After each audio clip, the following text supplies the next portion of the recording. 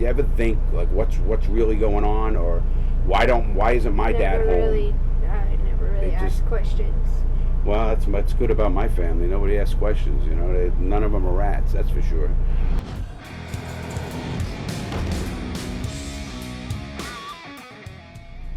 Hey everybody, Larry Lawton here for a great interview. I got my daughter here, so this is going to be a lot of fun. We're going to sit down and just ask her a few questions.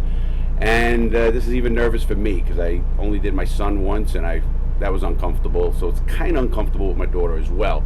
But anyway, before I get started, please check us out on Patreon. That's our member program there. And please check us out on YouTube right here. Hit the join button. And please join the Action Crew, because the Action Crew is where we make changes with people.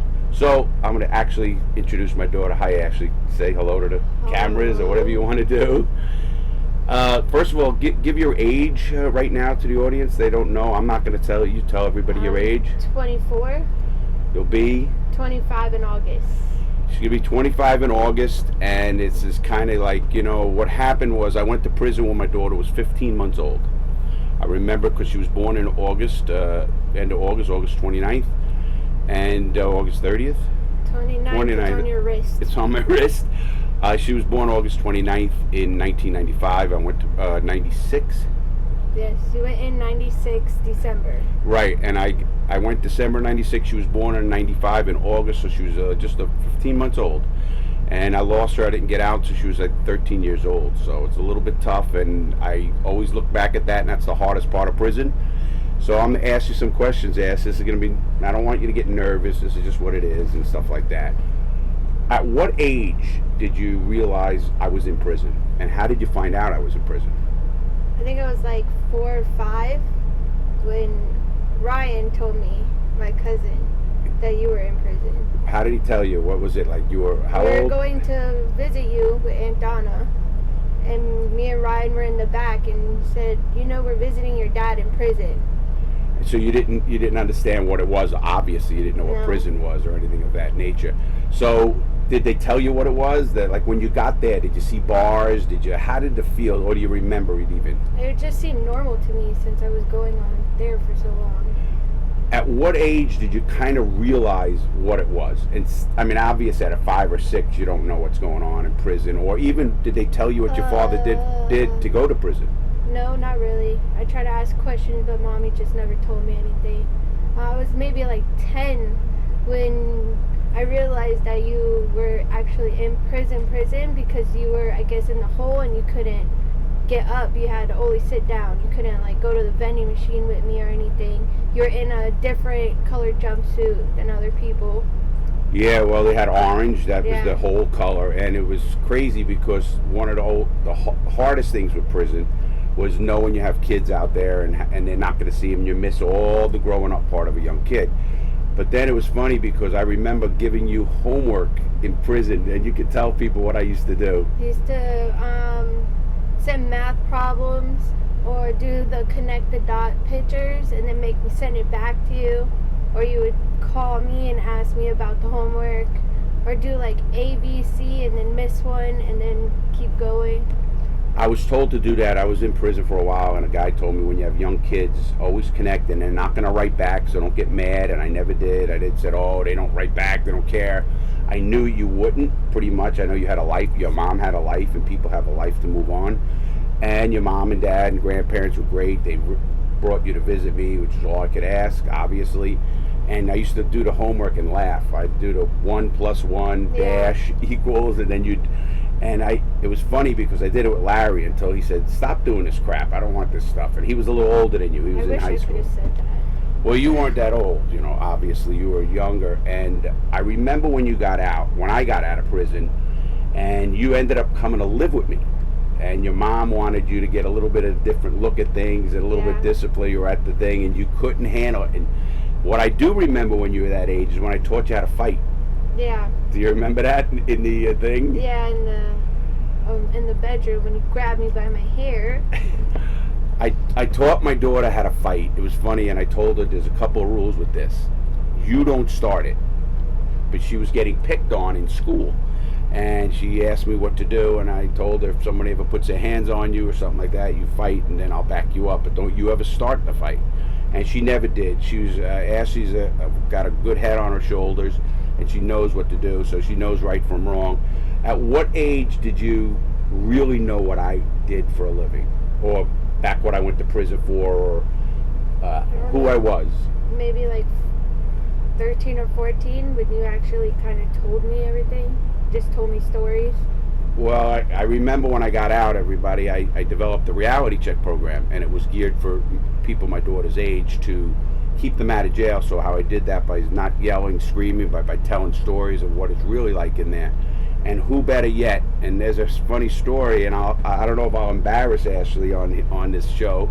I don't know if it's embarrassing. It's a great lesson, and I knew the lesson worked because I gave her phone, so I reached over and took her phone, and I saw her breasts on the phone, and she knew she screwed up, and I couldn't yell. If you remember, I said, go to your room.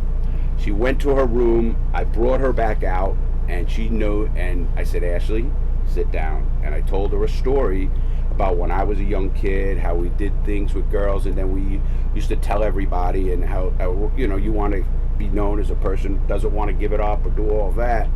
And I knew it got her, meaning she had to do her chores. I remember for a week I didn't give her a phone back, and I made sure of that, and she was doing good, trying to say, I'm doing good, and I wouldn't give it back, if you remember that. And I said to her at the end, I said, just make sure you think. And I knew it got to her because 6 months later you came to me and you told me to talk to that friend of yours in our complex that was doing the same thing. You remember where we were? We were at the Haven, and you had a friend that was a little troublemaker, and I had to deal with the parent, this little nutty parent too. And you remember that? What was that girl's name? Do you remember? Amanda, right? And she had a little bit of a crazy family life herself, and but her mother was a little nutty. Remember, she came over and she tried to yell like you were the bad influence, you, and then I came over, what do you, get out of here, lady, but she didn't need it. And then I didn't want her to meet your mother because that would have been trouble. Your mother would have told her really where to go, obviously. I remember one incident that happened with you and me, and I talked about it on this station, and it was an incident that hurt me. You didn't realize it. One time I yelled at you for something, and you told me, where were you my whole life? And how did I didn't answer. I remember, I don't know what I said actually, but it hurt. And it made me think, though. It's true, obviously. Where was I? I was in prison. Obviously, you can't change that. I mean, you have to move on or whatever it is, but it hurt. And, I always tell people words hurt. But I wondered, at what point did you realize, okay, I can't use my dad as an excuse or anything like that? Because you're doing well for a young person. Never really used you as an excuse. Do you remember when I gave you a car and I took it away? Yes. Tell what happened there.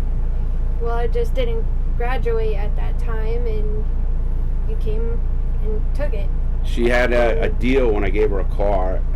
She had to graduate, do her work, keep the car clean and all that, and she didn't do anything she said she was going to do. And her mother called me and told me everything, and I said, I'll take care of it. And I just came down with someone else and just off the street took the car, and it was a shock. But I did know you learned a lesson there, because years later, maybe even 3-4 years ago, you said, boy, I screwed that one up, because now you got to pay for a car, now you had to do a whole bunch of things.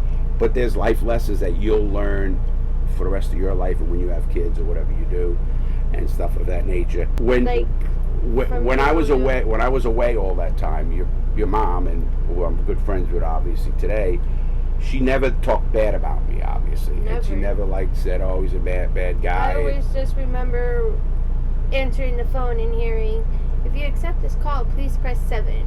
Oh, press 5. And it was 7. Was it 7 back then? Look at that. I didn't even know that. I thought it was 5. Yeah, and that's a federal call, and they charged us over, $3 or something cents, and I used to call you all the time, obviously. And it was something that I always said I got to do with money. You have to say you're going to keep connected to certain people.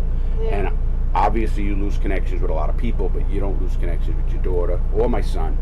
I wasn't even allowed to call my son that much, because that was the deal was had. It was whatever it was, it is. But I was allowed, and you visited. And what prisons did you visit? Do you remember? I remember Jessup, Maybe I think the one in if they're Mississippi, I think. Yazoo, Mississippi. Because I forgot my shoes in the car or something. I forgot my shoes at home, and we drove all the way to Mississippi, and we had to buy new shoes. You had to go to Walmart or something to pick Yeah. up shoes to get in. I know there's a lot of other places, but I don't remember where. North Carolina, probably South Carolina. You Edgefield side. You went to Edgefield. You were a young girl. I remember when I was in Atlanta, your mom came and flew up. I don't know if you came. If I remember, if you I came, don't think so. you wouldn't have remembered it anyway. You were too young for that one.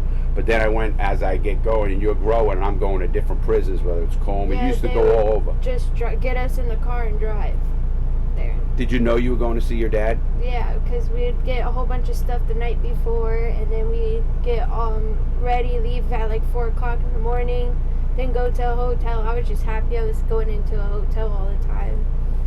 But you didn't. It was kind of normal for you, so you just like grew up that way. You didn't know what it was. You know the process of when you take all your stuff off, take all the stuff out of your pocket, leave your purse, all this stuff. You had it. They did that with the kids too. Yeah, take off your shoes, go through the metal detector.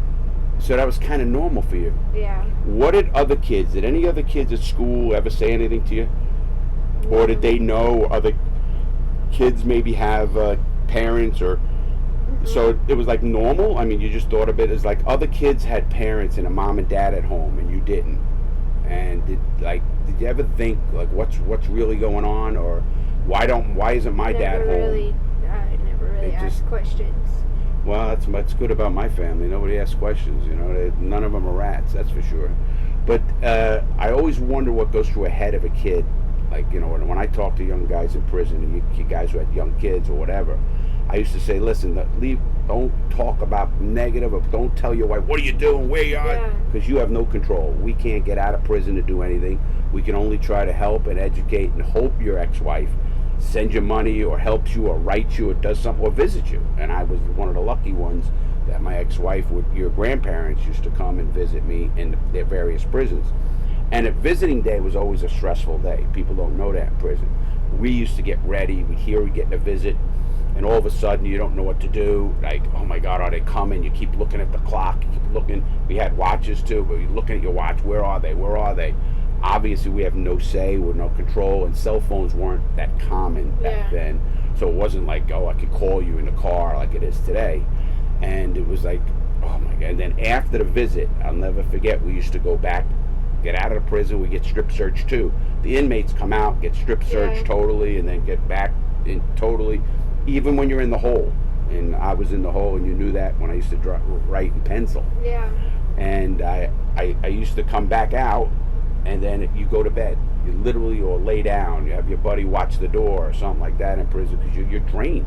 You're literally drained, and you didn't realize it, obviously, and you're now driving X amount of hours to go home or going back to a hotel or something like that. As an adult now, what lessons did you ever learn from my life? I don't know. You're doing pretty good right now, so. No, I know that. I meant like growing up when you were 17, 18, 19. Like, have I any lessons? You know how I am. I'm very. You don't consider me strict, I don't think, do you? No, not strict, but you expect things to be done the right way. Like, don't get into trouble. Be respectful. Yeah, there's certain like levels. Again, even with my nephews, I remember grabbing one by the throat and hanging him by a wall. Do you remember that? Yes. Ryan, when he disrespected Grandma? Yes. And I always said there's certain things, and I'm very easygoing, you know, with you, and I understand you're going to try things and do things and stuff, but you never didn't listen. Obviously, you tried things, you make your own mistakes, everybody does, but you didn't never, you know, make that major mistake that's going to obviously put you down a path that it's hard to return from. Obviously, I did, but it's hard. People don't know that. A lot of people don't. You know, they keep getting deeper into the hole. And the letter we read on this channel talks about a guy who got a life sentence. And his first time he did something, he got a youthful offender. Then the next time, they're going to do a good deal. Before you know it, he's in 3 strikes territory, and he gets a life sentence for a conspiracy. And I try to teach with even people who get help from me to listen, kids are going to do things and they should learn as long as they don't make that major mistake. But let them learn from their mistakes, because if you don't learn from it, then you're just being an idiot. You know, I talk to people, I say, listen, you keep making the same mistake over and over, then what's wrong? There's got to be something wrong. I mean, is he mental or what? Yeah. Why would you keep doing that? Why would you want bad to keep coming to you? Obviously you don't. On this channel, now that YouTube is going the way it is and stuff like that, as people know who you are? It's not exactly like my friends see your videos and then they ask me if that's my dad, and it's always yes. But recently it's just more of people like on my social media trying to get me to talk to them. Oh my God, your dad's so cool. Oh my God. Didn't some wacko send something crazy? I don't want to talk about that. Some people do crazy things. You should see what I get. So I don't want to. I'm saying I could imagine. You know, but people, I tell Larry too, you got to be careful. But I also tell you guys, be careful, because as sad as it is, sometimes you're a little bit more under the spotlight. You know, people are gonna look at you and say, well, you don't learn, you're this, or your dad's an ass or not, or whatever it is, and you have to either grow thick skin. I already have that, so I'm good. Oh, you're good. No problem. You're not gonna punch someone in the face. That's sticking up for myself different. Well, absolutely. You're supposed to do that, obviously. So, in now, so for what, didn't you go to a medical school as well? Didn't you get a medical? I have my medical assistant certification. Right, that's what you did. But you're really working. You just at this point, you're just trying to find your way and what you want to do. But I wasn't really into it at the time. Do you think of going back, or what do you think? What do you? I mean, do you have? What are your plans, so to speak? I'm not sure.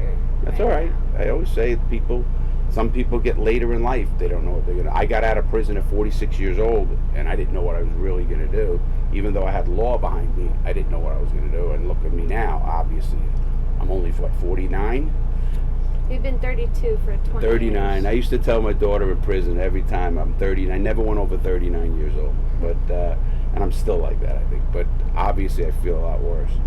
But I just want to. Anything else you'd like to talk about, or anything on here? Are you nervous to be here to do this? Yeah, I don't want to do this. You don't got my, I guess, flair for not caring about the camera, so to speak. And I'm lucky and I'm blessed to have a daughter who's doing well, and I love her, and I'm assuming she loves me as well. And anything else? Nothing? No. Well, anyway, we're going to cut this video off, and I just wanted to introduce my daughter, everybody. People ask all the time about your kids, how they're doing. Thank her again. Please keep making good choices, everybody out there. You know, one bad choice can ruin your life.